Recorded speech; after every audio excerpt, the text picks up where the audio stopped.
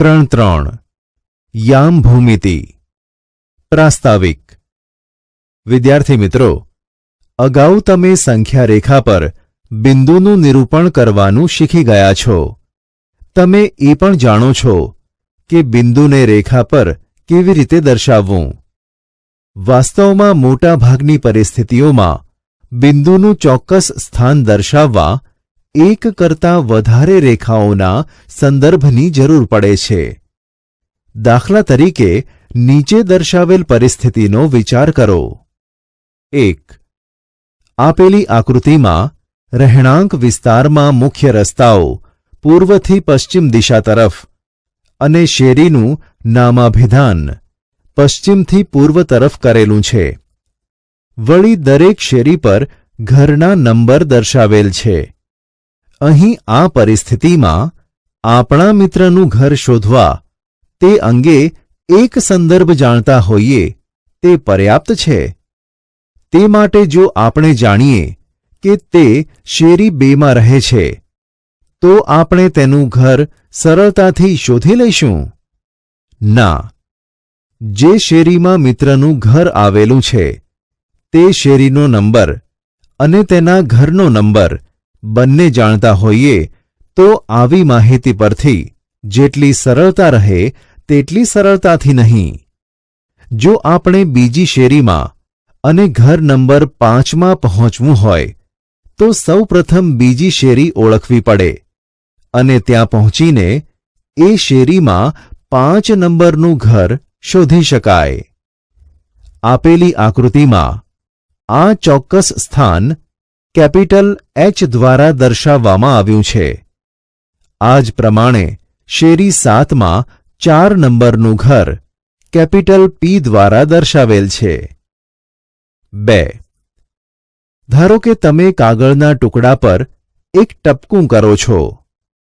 આપેલી આકૃતિ એમાં જો અમે તમને પૂછીએ કે કહો કાગળ પર ટપકાનું સ્થાન ક્યાં છે, તમે કેવી રીતે જણાવશો?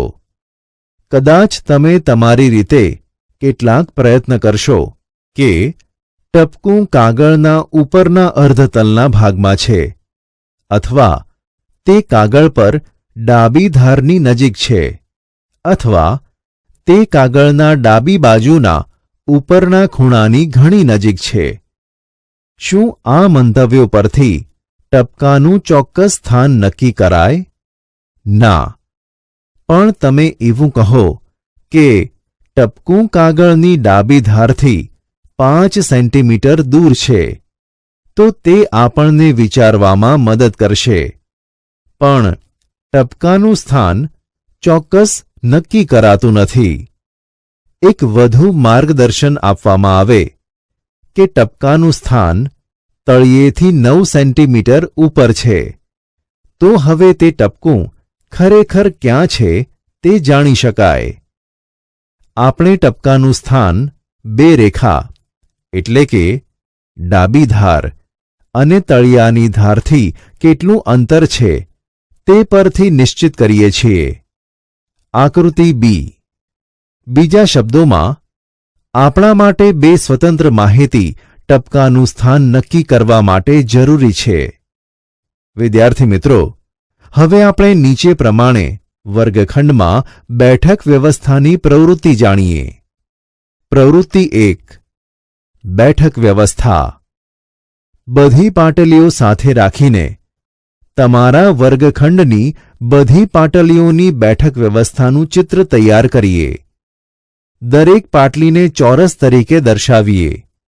દરેક ચોરસમાં જે પાટલી પર વિદ્યાર્થી બેસે છે તે દરેક પાટલી ઉપર વિદ્યાર્થીનું નામ લખીએ। દરેક વિદ્યાર્થીનું સ્થાન વર્ગખંડમાં 2 સ્વતંત્ર માહિતીથી ચોક્કસ દર્શાવી શકાય। 1. સ્તંભમાં તે ક્યાં બેસે છે? 2. હારમાં તે ક્યાં બેસે છે? જો તમે 5મો સ્તંભ અને 3જી હારમાં બેસો છો જે આપેલી આકૃતિમાં રંગીન ચોરસ દ્વારા દર્શાવેલ છે તો તમારું સ્થાન યામ 5-3 લખી શકાય। પ્રથમ સ્તંભ નંબર અને પછી હાર નંબર છે. શું આ સ્થાન યામ 3-5 ને સમાન છે? તમારા વર્ગમાં બીજા વિદ્યાર્થીઓના નામો અને સ્થાનો દર્શાવો. ઉદાહરણ માટે, જો સોનિયા ચોથા સ્તંભમાં અને પ્રથમ હારમાં બેઠી છે, તો તેનું સ્થાન S41 લખો. શિક્ષકનું ટેબલ તમારી બેઠક વ્યવસ્થાનો ભાગ નથી. આપણે શિક્ષકને માત્ર કોઈ નિરીક્ષકના રૂપમાં લઈએ છીએ. ઉપરની ચર્ચા પરથી એવું અવલોકન કરી શકાય કે તમે કોઈ પણ પદાર્થનું સ્થાન 2 લંબ રેખાઓની મદદથી દર્શાવી શકો. ટપકાના સ્થાનમાં આપણને ટપકા માટે તળિયાની ધારથી અંતર તેમજ ડાબી ધારથી અંતર જરૂરી છે. બેઠક વ્યવસ્થાની ગોઠવણીમાં આપણને સ્તંભનો ક્રમાંક અને તે હારનો ક્રમાંક જરૂરી છે. આ સરળ વિચાર જ ગણિતશાસ્ત્રની ખૂબ જ પ્રતિષ્ઠિત મહત્વની શાખા યામ ભૂમિતિના ઉદ્ભવનું પ્રથમ પગલું બન્યો. આપણું ધ્યેય આ પ્રકરણમાં યામ ભૂમિતિની કેટલીક પાયાની સંકલ્પનાઓ આપવાનો છે. આ વિશે તમે તમારા ઉચ્ચ ધોરણોમાં આનાથી વધારે અભ્યાસ કરશો. આ અભ્યાસના વિકાસની શરૂઆત ફ્રેન્ચ તત્વજ્ઞાની અને ગણિતજ્ઞ રેની ડિસ્કેર્ટેસે કરી હતી. તમારા નમૂનામાં શહેરમાં ઘણી બધી છેદતી શેરીઓ છે. આ છેદતી શેરીઓ એક ઉત્તર દક્ષિણ દિશામાં અને બીજી પૂર્વ પશ્ચિમ દિશામાં જતી હોય તેવી 2 શેરીઓની બનેલી છે. દરેક લંબ શેરી નીચેના અનુસંધાનમાં દર્શાવાય છે. જો બીજી શેરી ઉત્તર દક્ષિણ દિશામાં અને 5મી શેરી પૂર્વ પશ્ચિમ દિશામાં ક્યાંક મળતી હોય તો આપણે તેને છેદતી શેરી યામ 2-5 કહીશું. આ રૂઢિનો ઉપયોગ કરી નીચેના પ્રશ્નોના ઉત્તર આપો. 1. કેટલી છેદતી શેરીઓનું નામાભિધાન યામ 4-3 તરીકે થઈ શકે? 2. કેટલી છેદતી શેરીઓનું નામાભિધાન યામ 3-4 તરીકે થઈ શકે? કાર્ટેઝીય પદ્ધતિ. વિદ્યાર્થી મિત્રો, સંખ્યા રેખાનો અભ્યાસ તમે સંખ્યા પદ્ધતિના પ્રકરણમાં કરી ગયા છો. રેખા પર એક નક્કી બિંદુથી એકમ લંબાઈના ધન અંતર એક દિશામાં અને ઋણ અંતર બીજી દિશામાં દર્શાવ્યા છે. જે બિંદુથી અંતરો દર્શાવેલ છે તેને ઉગમ બિંદુ કહે છે. એક રેખા પર સમાન અંતરે બિંદુઓ દર્શાવી સંખ્યા દ્વારા સંખ્યા રેખા દર્શાવી છે. એકમ અંતરે સંખ્યા 1 દર્શાવાય, જ્યારે 3 એકમ અંતરે સંખ્યા 3 દર્શાવાય છે. 0 એ ઉગમ બિંદુ દર્શાવે છે. ધન દિશામાં ઉગમ બિંદુથી r અંતરે આવેલ બિંદુ સંખ્યા r દર્શાવે છે. ઋણ દિશામાં ઉગમ બિંદુથી r અંતરે આવેલું બિંદુ સંખ્યા ઋણ r દર્શાવે છે, એટલે કે નેગેટિવ r દર્શાવે છે. સંખ્યા રેખા પર ભિન્ન સંખ્યાઓનું સ્થાન આપેલી આ આકૃતિમાં દર્શાવ્યું છે. રેની ડિસ્કેર્ટેસે સમતલમાં 2 રેખાઓને એકબીજીને લંબ દર્શાવવાનો વિચાર કર્યો અને સમતલમાં બિંદુનું સ્થાન નક્કી કરવા માટે આ રેખાઓનો સંદર્ભ લીધો. આપેલી આકૃતિમાં દર્શાવ્યા મુજબ લંબ રેખાઓ કોઈપણ દિશામાં હોઈ શકે છે, પણ જ્યારે આપણે આ પ્રકરણમાં 2 રેખાઓથી બિંદુનું સ્થાન સમતલમાં નક્કી કરીએ ત્યારે એક સમક્ષિતિજ અને બીજી શિરોલંબ રેખા લઈશું. તે આપેલી આ આકૃતિ C માં દર્શાવ્યું છે. વાસ્તવિક રીતે આ 2 રેખાઓ આ પ્રમાણે મેળવવામાં આવે છે. 2 સંખ્યા રેખાઓ x' અને y' પસંદ કરો. રેખા x' ને સમક્ષિતિજ લઈ તેની ઉપર સંખ્યા રેખાની જેમ સંખ્યાઓ લખો. આપણે તે જ રીતે સંખ્યા રેખા y' માટે કરો. ફેર એટલો છે કે y' સંખ્યા રેખા શિરોલંબ થશે, નહીં કે સમક્ષિતિજ. બંને રેખાઓ એકબીજીને તેમના શૂન્યોમાં છેદે અથવા ઉગમ બિંદુએ છેદે તે રીતે ગોઠવો. આપેલી આકૃતિ મુજબ સમક્ષિતિજ રેખા x' ને x અક્ષ અને શિરોલંબ રેખા y' ને y અક્ષ તરીકે ઓળખવામાં આવે છે. રેખા x' અને y' જે બિંદુએ લંબ છે તે બિંદુને ઉગમ બિંદુ કહેવામાં આવે છે અને તેને O વડે દર્શાવાય છે. ધન સંખ્યાઓ OX અને OY પર હોય છે અને તેથી OX અને OY ને અનુક્રમે x અક્ષ અને y અક્ષની ધન દિશાઓ કહે છે. તે જ રીતે OX' અને OY' ને અનુક્રમે x અક્ષ અને y અક્ષની ઋણ દિશાઓ કહે છે. વિદ્યાર્થી મિત્રો, તમે કહી શકો છો કે અક્ષો, એક વચનમાં તેને અક્ષ કહીશું. અક્ષો સમતલને 4 ભાગમાં વહેંચે છે. આ 4 ભાગને ચરણ કે પાદ કહેવામાં આવે છે. એક ચરણ એટલે કે 1/4 ભાગ. OX થી વિષમ ઘડી દિશામાં તેમને ક્રમાંક 1, 2, 3 અને 4 વડે દર્શાવાય છે. આ આકૃતિ ધ્યાનથી જુઓ. તેથી સમતલ, યામાક્ષો અને 4 ચરણનો યોગગણ છે. આપણે સમતલને કાર્તેઝીય સમતલ અથવા યામ સમતલ અથવા XY સમતલ કહીશું. અક્ષોને યામાક્ષો તરીકે ઓળખવામાં આવે છે. વિદ્યાર્થી મિત્રો, હવે આપણે એ જોઈએ કે શા માટે આ પદ્ધતિ ગણિત માટે પાયાની છે અને તે કેવી રીતે ઉપયોગી છે. વિચારો કે નીચેના આલેખપત્રમાં અક્ષો દર્શાવ્યા છે. બિંદુઓ P અને Q અક્ષોથી કેટલા અંતરે છે તે તપાસીએ. આ માટે x અક્ષ પર લંબ રેખાખંડ PM અને y અક્ષ પર લંબ રેખાખંડ PN દોરો. તેવી જ રીતે આપણે લંબ રેખાખંડ QR અને QS આકૃતિમાં દર્શાવેલ છે. વિદ્યાર્થી મિત્રો, તમે જોઈ શકશો કે 1. P બિંદુનું x અક્ષની ધન દિશામાં y અક્ષથી લંબ અંતર PN OM 4 એકમ છે. 2. P બિંદુનું y અક્ષની ધન દિશામાં x અક્ષથી લંબ અંતર PM ON 3 એકમ છે. 3. Q બિંદુનું x અક્ષની ઋણ દિશામાં y અક્ષથી લંબ અંતર OR SQ 6 એકમ છે. 4. Q બિંદુનું y અક્ષની ઋણ દિશામાં x અક્ષથી લંબ અંતર OS RQ 2 એકમ છે. હવે આ અંતરનો ઉપયોગ કરીને બિંદુઓ કેવી રીતે દર્શાવવા કે જેથી કોઈ મુશ્કેલી ના રહે. હવે આપણે નીચેની રીતનો ઉપયોગ કરીને બિંદુના યામ લખીશું. 1.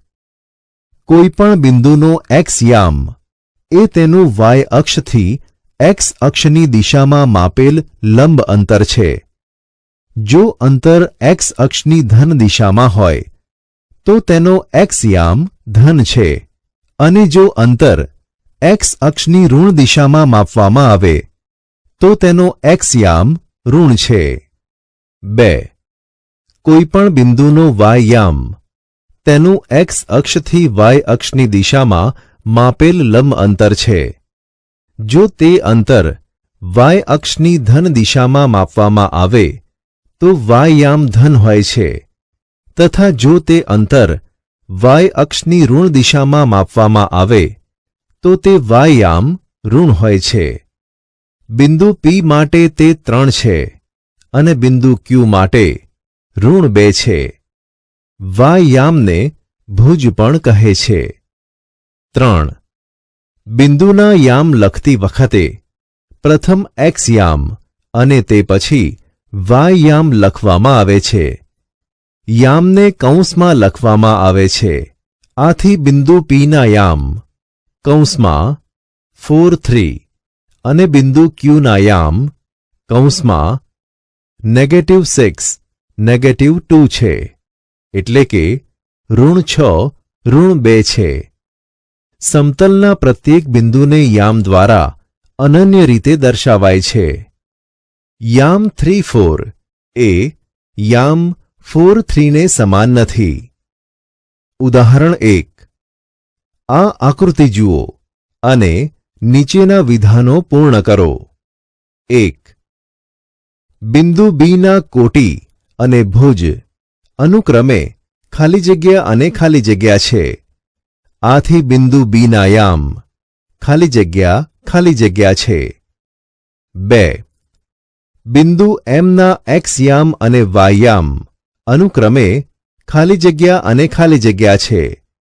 આથી બિંદુ એમના યામ ખાલી જગ્યા છે. 3. બિંદુ એલના એક્સ યામ અને વાય યામ અનુક્રમે ખાલી જગ્યા અને ખાલી જગ્યા છે. આથી બિંદુ એલના યામ ખાલી જગ્યા છે. 4. બિંદુ એસના એક્સ યામ અને વાય યામ અનુક્રમે ખાલી જગ્યા અને ખાલી જગ્યા છે. આથી બિંદુ એસના યામ ખાલી જગ્યા છે. ઉકેલ 1. બિંદુ બી એ વાય અક્ષથી 4 એકમ અંતરે છે અને બિંદુ બીનો એક્સ યામ અથવા કોટી 4 છે. બિંદુ બી એ એક્સ અક્ષથી 3 એકમ અંતરે છે. તેથી બિંદુ બીનો વાય યામ અથવા ભુજ 3 છે. આથી બિંદુ બીના યામ 4 3 છે. ઉપર એક મુજબ 2. બિંદુ એમના એક્સ યામ અને વાય યામ અનુક્રમે -3 અને 4 છે. આથી બિંદુ એમના યામ -3 4 છે. 3. બિંદુ એલના એક્સ યામ અને વાય યામ અનુક્રમે -5 અને -4 છે. તેથી બિંદુ એમના યામ -5 -4 છે. ઉદાહરણ 2. આપેલી આકૃતિમાં અક્ષો ઉપરના બિંદુઓના યામ લખો. ઉકેલ. વિદ્યાર્થી મિત્રો, તમે જોઈ શકશો કે 1. બિંદુ એ વાય અક્ષથી પોઝિટિવ 4 અંતરે છે અને એક્સ અક્ષથી 0 અંતરે છે. તેથી બિંદુ એનો એક્સ યામ 4 છે અને વાય યામ 0 છે. આથી બિંદુ એના યામ 4 0 છે. 2. શા માટે બિંદુ બીના યામ 0 3 છે? 3. શા માટે બિંદુ સીના યામ -5 0 છે? 4. શા માટે બિંદુ ડીના યામ 0 -4 છે? 5. શા માટે બિંદુ ઈના યામ 2/3 0 છે? વિદ્યાર્થી મિત્રો, એક્સ અક્ષના દરેક બિંદુનું એક્સ અક્ષથી અંતર 0 છે. તેથી એક્સ અક્ષ પરના પ્રત્યેક બિંદુનો વાય યામ કાયમ માટે 0 છે. આ રીતે કોઈપણ બિંદુ એક્સ અક્ષ પર હોય તો તેના યામ એક્સ 0 થાય છે. અહીં એક્સ એ બિંદુનું વાય અક્ષથી નિરપેક્ષ અંતર છે. તે જ રીતે કોઈપણ બિંદુ વાય અક્ષ પર હોય તો તેના યામ 0y થાય છે. અહીં y એ એક્સ અક્ષથી તે બિંદુનું નિરપેક્ષ અંતર છે. શા માટે? ઉગમ બિંદુના યામો શું છે? તેના બંને અક્ષોથી અંતર 0 છે. તેથી એક્સ યામ અને વાય યામ બંને 0 છે. માટે ઉગમ બિંદુના યામ 0 0 છે.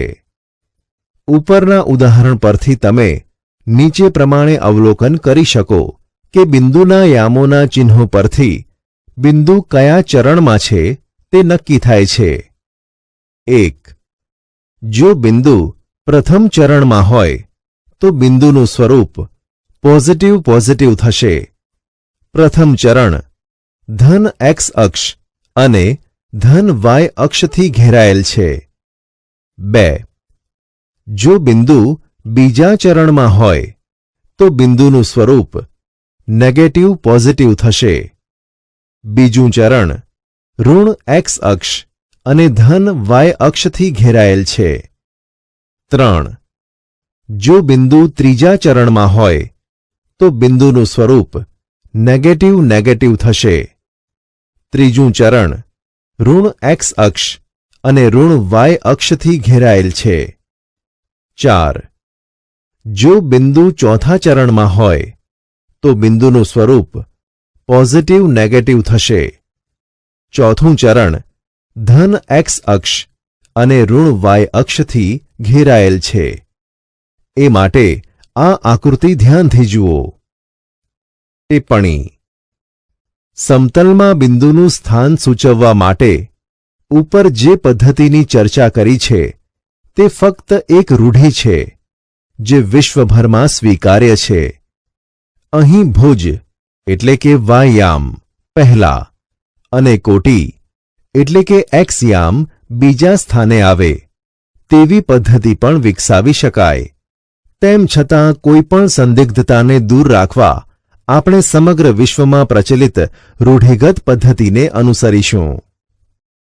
જે બિંદુના યામ આપેલા હોય તે બિંદુનું નિરૂપણ. વિદ્યાર્થી મિત્રો, અત્યાર સુધી અમે તમારા માટે બિંદુઓ મૂક્યા છે અને તમને તેમના યામ આપવાનું કહેવામાં આવ્યું છે. હવે જો આપણે બિંદુના યામ જાણતા હોઈએ તો એ બિંદુ સમતલમાં ક્યાં મુકાય તે દર્શાવીશું. આ કાર્યપદ્ધતિને બિંદુનું નિરૂપણ કહે છે. ધારો કે બિંદુના યામ 3, 5 છે. આપણે યામ સમતલમાં આ બિંદુનું નિરૂપણ કરવું છે. આપણે યામાક્ષો દોરી અને બંને યામાક્ષો પર 1 સેન્ટીમીટરના એક એકમ પસંદ કરી તેમને એકમ તરીકે દર્શાવીશું. બિંદુ પીના યામ 3, 5 છે.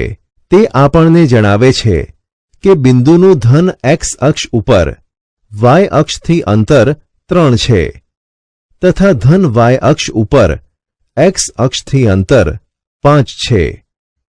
ઉગમ બિંદુ O થી શરૂ કરી ધન એક્સ અક્ષ ઉપર 3 અંતર કાપો અને સંગત બિંદુ એ દર્શાવો. એથી આપણે વાય અક્ષની ધન દિશામાં 5 એકમ જાઓ અને તેને સંગત બિંદુ P દર્શાવો. જુઓ, અહીં આકૃતિમાં દર્શાવ્યા મુજબ તમે જોશો કે Pનું વાય અક્ષથી અંતર 3 એકમ અને એક્સ અક્ષથી અંતર 5 એકમ છે. હવે P બિંદુનું સ્થાન નક્કી થયું. આપણે નોંધીએ કે P પ્રથમ ચરણમાં છે. Pના બંને યામ ધન છે. તેવી જ રીતે તમે બિંદુ Q 5, -4 ને યામ સમતલમાં દર્શાવી શકો છો. Qનું એક્સ અક્ષથી ઋણ વાય અક્ષની દિશામાં અંતર 4 એકમ છે. તેથી વાય યામ -4 છે એટલે કે ઋણ 4 છે. આ માટે આ આકૃતિ જુઓ. બિંદુ Q ચોથા ચરણમાં છે. કેમ? શા માટે? ઉદાહરણ 3. યામ સમતલમાં બિંદુઓ 5, 0, 0, 5, 2, 5, 5, 2, -3, 5, -3, -5, 5, -3 અને 6, 1 ને દર્શાવો. ઉકેલ. 1 સેન્ટીમીટર બરાબર 1 એકમ લઈને આપણે એક્સ અક્ષ અને વાય અક્ષ દોરીશું. આપેલી આકૃતિમાં બિંદુઓના સ્થાન ટપકા મૂકીને દર્શાવેલ છે. નોંધ. ઉપરના ઉદાહરણમાં તમે જોશો 50 અને 05 સમાન સ્થાને નથી. તેવી જ રીતે 52 અને 25 પણ ભિન્ન સ્થાને છે. વળી -3 5 અને 5 -3 બિંદુઓ પણ ભિન્ન સ્થાને છે. બીજા કેટલાક ઉદાહરણથી તમે શોધી શકશો કે જો x is not equal to y, તો xy નું સ્થાન યામ સમતલ yx ના સ્થાનથી ભિન્ન છે. તેથી જો આપણે x અને y ના યામની ફેરબદલ કરીએ તો yx નું સ્થાન xy ના સ્થાનથી ભિન્ન બનશે. આથી કહી શકાય કે x અને y નો ક્રમ xy અગત્યનો છે. તેથી xy ને ક્રમયુક્ત જોડ કહેવાય છે. જો x is not equal to y, તો ક્રમયુક્ત જોડ xy is not equal to ક્રમયુક્ત જોડ yx. પરંતુ જો x is equal to y, તો સ્પષ્ટ છે કે xy is equal to yx. ઉદાહરણ 4. યામ સમતલમાં નીચેની ક્રમયુક્ત જોડો xy દર્શાવો. સ્કેલ માપ 1 સેન્ટીમીટર બરાબર 1 એકમનો ઉપયોગ અક્ષો પર કરો. ઉકેલ. ક્રમયુક્ત જોડ કોષ્ટકમાં દર્શાવ્યા તે બિંદુઓ -3 7, 0 -3.5, -1 -3, 4 4, 2 -3 તરીકે દર્શાવી શકાય. વિદ્યાર્થી મિત્રો, આ આકૃતિમાં બિંદુઓને ટપકાની નિશાનીથી દર્શાવેલ છે. પ્રવૃત્તિ 2. બે વ્યક્તિઓની રમત. આવશ્યક સામગ્રી: 2 કાઉન્ટર અથવા સિક્કા, આલેખપત્ર, 2 જુદા જુદા રંગના પાસા જેમ કે લાલ અને લીલો. દરેક કાઉન્ટર 0 0 પર મૂકો. દરેક ખેલાડી વારાફરતી 2 પાસાને ફેંકે. જ્યારે પ્રથમ ખેલાડી પાસા ફેંકે છે ત્યારે ધારો કે લાલ પાસામાં 3 દર્શાવે અને લીલા પાસામાં 1 દર્શાવે છે. તેથી તે કાઉન્ટર 3 1 પર મૂકશે.